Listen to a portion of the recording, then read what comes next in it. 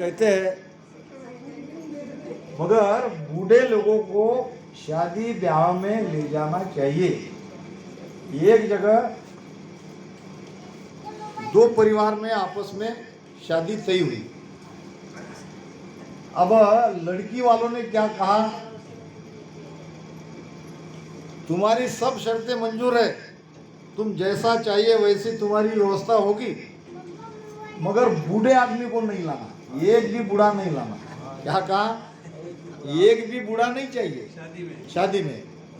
तुम जैसे चाहते हो वैसे तुमको भोजन, सारी तुम्हारी सेवा, सब कुछ मैं करने के तैयार। लड़की के पिता ने कहा एक भी बूढ़ा नहीं चाहिए, जो मांगोगे, जिसको जितना जैसा चाहिए सब सोचो।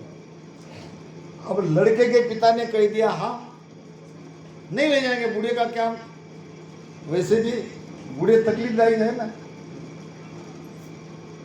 मगर लड़के का नाना कहने लगा मैं तो आऊंगा, मैं तो मेरे पोते की शादी में आऊंगा। वो कहने का हम एक भी बूढ़े को नहीं ले जाते, तुमको आना नहीं है। मैं कैसे भी गाड़ी में छुप जाऊंगा, कहीं भी मुझे छुपा लो, मैं किसी को दिखूंगा नहीं, मगर मैं आऊंगा। अब लड़के की माँ कहने लगी, लड़के के माँ ने उसकी बेटी, अब मेरे पिताजी आने की जिद कर रहे हैं, एक को ले जाओ। जब लड़के की माँ ने कहा तो ले जाना पड़ा। अब बारात आ गई, गांव में थी एक नदी, यहाँ पे वो खड़े रहे सब आने वाले, यहाँ पे वो वधू वाले थे। अब वहां के दो लोग वहां आए, कहने लगे ये जो नदी है, ये नदी सब दूध की करो तो शादी में आओ, नहीं तो मत आओ। ये जो पानी बह रहा है, अब पानी नहीं दूध बहना चाहिए। अगर तुम ये कर सकते हो तो यहाँ से इधर आओ, नहीं तो इधर के इधर वापस जाओ। अब सब लड़के ही थे, अब सोचने लगे दूध की नदी कैसे करेंगे, इतना दूध लाएंगे कहाँ से। पहले भी नहीं कहा इन्होंने, चलो अब गाड़ी उन्होंने घुमा ली। अब नाना ने बात सुन ली थी, नाना कहने लगा क्या हुआ, वापस जा रहे, क्यों जा रहे।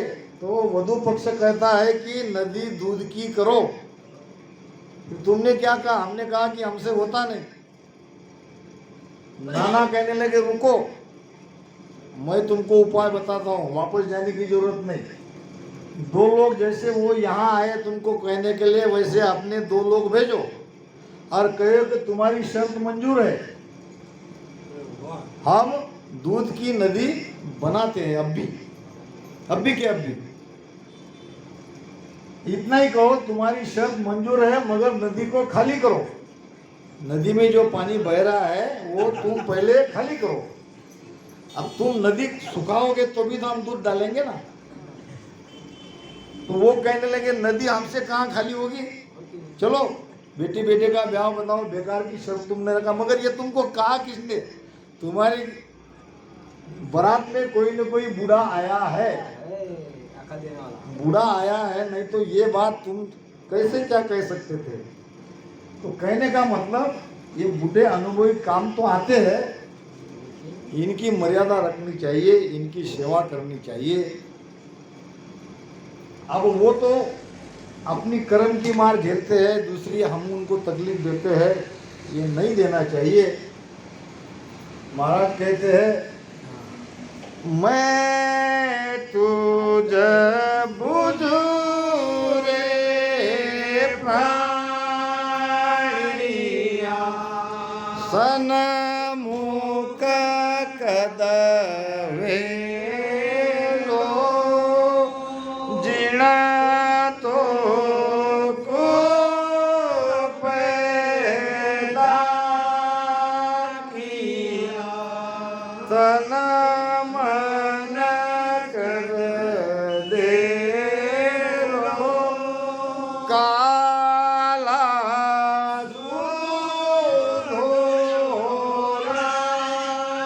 हुआ शीर दिगमी गधुरे, काला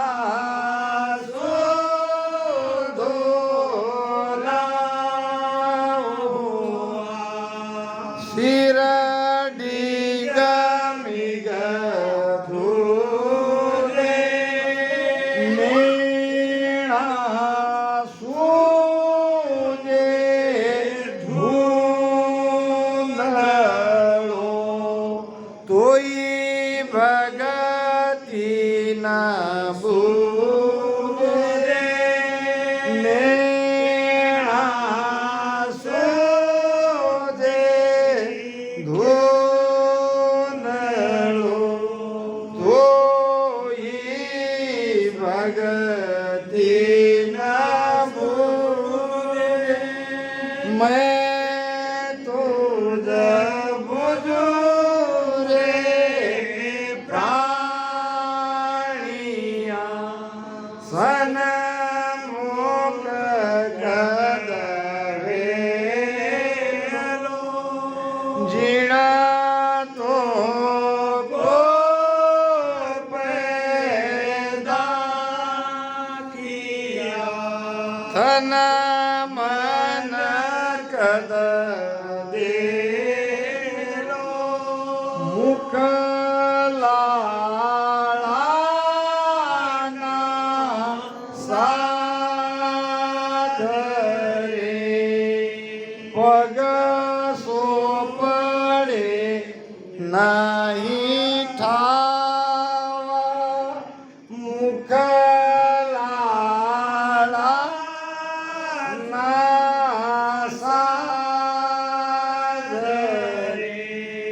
पग सोपडे नाही ठावा तोई हिडक्यो धन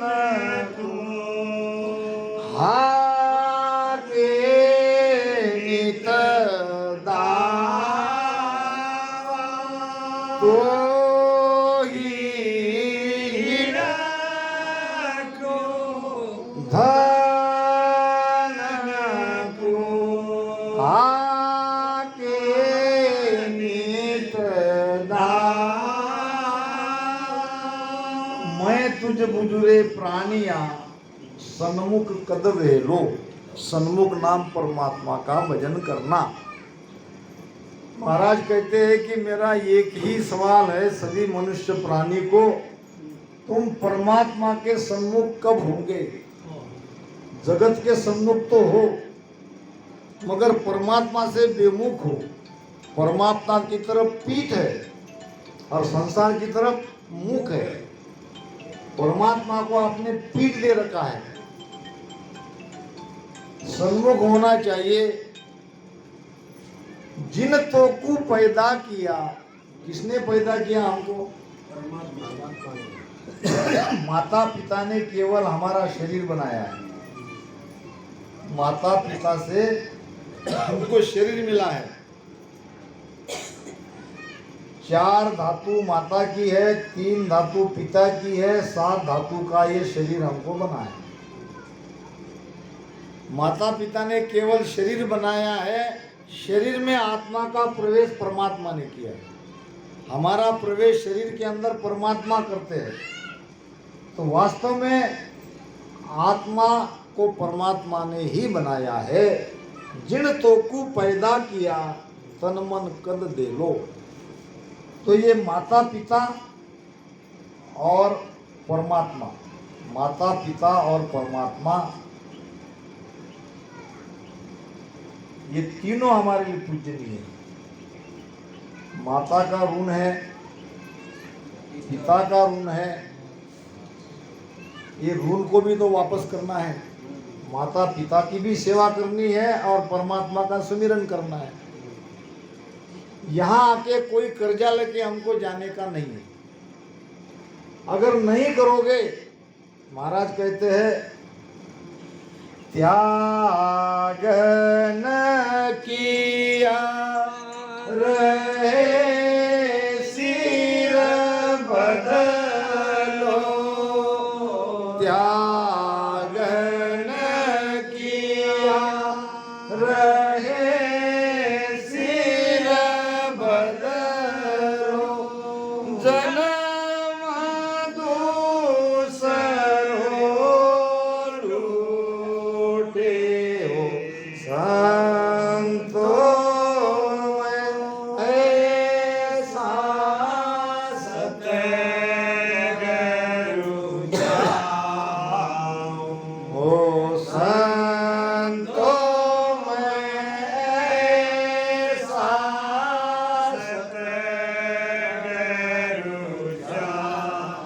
त्यागन किया रहे सिर बदलो।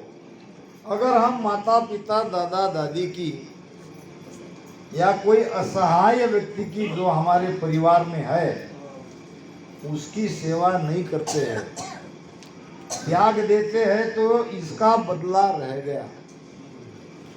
उसका हमारे ऊपर कुछ कर्जा था, इसलिए तो हमारे परिवार में वो आया। त्यागन किया रहे सिर बदलो, जन्म दूसरों लूटे। त्याग दोगे तो आपको दूसरा जन्म लेना पड़ेगा। तो माता पिता की सेवा करो, ऋण मुक्त हो जाओ, किसी का कर्जा लेके संसार से मत जाओ। अगर पैसे डुबा के कोई जाता है तो मरने के बाद उसका नाम निकलता नहीं निकलता कि हमारे पैसे डुबा के चला गया। इसी प्रकार माता पिता की सेवा आप नहीं करोगे, उसका कर्जा रख के जाओगे तो दोबारा तुमको आना पड़ेगा। तुम ये कहोगे कि हम भजन कर रहे हैं, हम क्यों आएंगे? आना पड़ेगा। जिन तो को पैदा किया तन मन कद दे लो, उसको कब तन मन दोगे? कालासु बाल काले थे सफेद हो गए, नैना सूझे धुंधलो, आंख से।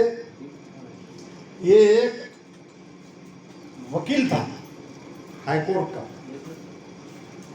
और फैसला एक केस का उस दिन होने वाला था, निर्णय लगने वाला था, और जल्दी जल्दी तैयारी करके अपने असिस्टेंट को और ड्राइवर को गाड़ी लाने के लिए भेज दिया। और पूरी तैयारी के साथ वकील साहब गाड़ी में आप बैठ रहे हैं, एक पैर ऐसा गाड़ी में रखा, उसी समय उसको आया अटैक और वो मर गया उसी समय। अब मरने के बाद वकील तो वकील ही है, वहां जाके उसने यमराज को कहा मैं तुम्हारे ऊपर केस ठोकूंगा। यमराज कहने लगे क्यों? एकाएक तुमने मुझे बिना कोई सूचना दिए, बिना लेटर दिए मुझे यहाँ कैसे बुलाया? तो यमदूत ने कहा लेटर तो मैंने भी दिए, एक नहीं दो दो तीन तीन लेटर दिए, कहाँ है? तुमने पढ़े नहीं? तुम्हारे काले बाल सफेद हो गए, ये लेटर पहला लेटर ही तो। तुम्हारे दांत उकड़ने लगे, ये दूसरा लेटर। तुम्हारे आंखों से धुंधलापना आने लगा, दिखाई नहीं देगा, ये लेटर तो है। मगर आदमी बड़ा होशियार है, कान से सुनाई नहीं देता, ये भी तो लेटर है। बाल सफेद हो गए तो उसको काले करने लगा, लेटर तो पढ़ा नहीं, मगर उसको ऊपर भी दांत दूसरे बिठाने लगा, आंखों को चश्मा बिठाने लगा, ऑपरेशन करने लगा। ये सारे लेटर आते गए, मगर हमने एक का भी जवाब नहीं दिया। लेटर से डरना चाहिए, कोर्ट के लेटर से डरना चाहिए। अगर हम नहीं जाएंगे वो तारीख पे तो हमको जज सजा दे देगा। अब यहाँ के जज को हम डर के भागते हैं, तारीख को जाते ही है। अच्छा कितना भी बड़ा व्यक्ति क्यों न, उसको जाना ही पड़ेगा, कोर्ट ने बुलाया है। मगर यहाँ उस परमात्मा ने हमको नोटिस दी है, एक नोटिस का भी जवाब नहीं दिया और नोटिस को पढ़ा भी नहीं। काला सु धोला हुआ, शीर डिगने की धूचे, यानी गर्दन हिलने लगी। नैना सूझे कोई भक्ति न बूझे, फिर भी भक्ति नहीं करता। श्रवण शब्द न सांभळे, इंद्रिया सब थाकी। श्रवण शब्द न सांभळे, इंद्रिया सब थाकी। अब कान से सुनाई नहीं देता, सारी इंद्रियां थक गई, पैर कांपने लगे, हाथ धुलने लगे, शरीर धुलने लगा, बिना लकड़ी ये चलता नहीं, फिर भी भक्ति नहीं करता, फिर भी अकड़ नहीं जाती। एक बूढ़ा था जिसको नीचे लिटा दिया था। नीचे लिटाने का मतलब समझते हो? कब लेटाते हैं नीचे? अंत समय में सुला दे। अंत समय में। अब ये बूढ़े को नीचे लिटा दिया गया। अब दोनों बेटे थे रामसनी, बूढ़ा रामसनी नहीं था, मगर बेटे को ऐसा लगा कि पिताजी आखिरी बार ही राम राम तो कहे, मर गए तो अच्छा रहेगा। तो दोनों बेटे उसके दोनों कान के पास गए, बाबा जी राम बोलो। क्या कहने लगे? राम बोलो। अब वो बूढ़ा जी के हाथ ताकत से हिलाया, मुझे सुनाई नहीं दे रहा। क्या कहा उसने? मुझे सुनाई नहीं दे रहा। अब लड़के होशियार थे, लड़के ने कहा चलो, ये तो उन्होंने सुन लिया। अब लड़के कहने लगे, बाबा जी क्या नहीं सुनाई दे रहे हो? लड़की की क्या इच्छा थी कि वो कहेगा पिताजी राम नहीं सुनाई दे रहा। क्या कहेगा वो? राम सुनाई नहीं तुमने दे जो राम मुझे कहने को कहा था वो मुझे सुनाई नहीं दे रहा, ऐसा बूढ़ा कहेगा। तो लड़के ने क्या पूछा, पिताजी क्या नहीं सुनाई दे रहे हो? पिताजी ने क्या कहा, वही जो तुम कह रहे हो, वही तुम कह रहे हो वो सुनाई नहीं दे रहा, मगर राम नहीं कहेगा। राम नहीं कहा। नहीं निकलता राम, पापी के मुख से राम नहीं निकलता, लाख कोशिश करो, अंत समय में नहीं राम ले सकते। राम तो वही लेगा वो जिंदगी भर राम राम करेगा, वो तो राम राम करते ही जाएगा। तारा की ओढ़ा करम कट जाए मारा भाईड़ा, कट जाए मारा भाईड़ा, राम राम बोलो रे, राम राम बोलो भाई, राम राम बोलो, राम राम बोलो भाई, राम राम। अबे राम राम बोलते ना, ऐसा अगर बोलोगे तो बहुत सारी बीमारी आपकी खत्म हो जाएगी। ये 2 टाली से मुझे ये बहुत बड़े रामसनी ऑफिसर ने बताया कि महाराज तुम तो ये इतना करते ही हो, थोड़ा पूरे तुम्हारे जितनी अंदर की नसें हैं पूरे खत्म हो जाएगी। तारा की ओढ़ा करम कट जाए मारा भाई, कट जाए मारा भाई, राम राम बोलो रे, राम राम बोलो भाई, राम राम बोलो, राम राम बोलो भाई, राम राम बोलो, राम राम बोलो भाई, राम राम बोलो, राम राम बोलो भाई, राम राम बोलो। राम जी तारे घर आयो मारा भाईड़ा, आयो मारा भाईड़ा, राम राम बोलो रे, राम राम बोलो भाई, राम राम बोलो, राम राम बोलो भाई, राम राम बोलो, राम राम बोलो भाई, राम राम बोलो, राम राम बोलो भाई, राम राम बोलो, राम राम बोलो भाई, राम राम बोलो, राम राम बोलो भाई, राम राम बोलो।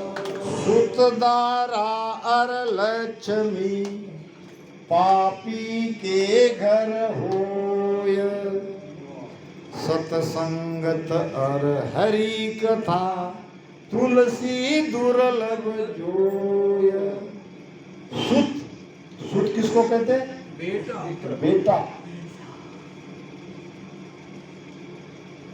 दारा, दारा किसको कहते हैं? दारा, दारा, दारा यानी पत्नी। और लक्ष्मी, लक्ष्मी यानी धन। हम देखते हैं कि पापी कोई पास 3 रुपये, उसके पास पैसा भी है, पत्नी भी है और बेटा भी धनी है पापी के पास। सूत्रधारा और लक्ष्मी पापी के भी हुए, मगर पापी को ये नहीं मिलता सत्संगत और हरि कथा। पापी के भाग्य में सत्संगत नहीं है और परमात्मा की महिमा करने का अवसर पापी के नहीं मिलता है। हालांकि पापी का उद्धार जल्दी होता है। पापी इस कलयुग में जल्दी उसका उद्धार होता है, मगर वो भजन करना ही नहीं चाहता। क्यों? कि कर्म आड़े आता है। अब हम तो वो हिसाब से बहुत भाग्यवान है। यहाँ पे हमारा स्वरूप इच्छा हुई उनकी, चलो आज सत्संग लेते हैं, तो सभी परिवार ने मिलके बड़े प्रेम से हम सब यहाँ उनके प्रेम के आग्रह से आए। सबका उन्होंने स्वागत किया, सम्मान किया और यहाँ पे सत्संग भी रख ली। थोड़ी सी ज्ञान चर्चा भी हमने कर ली। अब थोड़ी देर हम भजन करेंगे और फिर सत्संग को विराम देके राम राम से।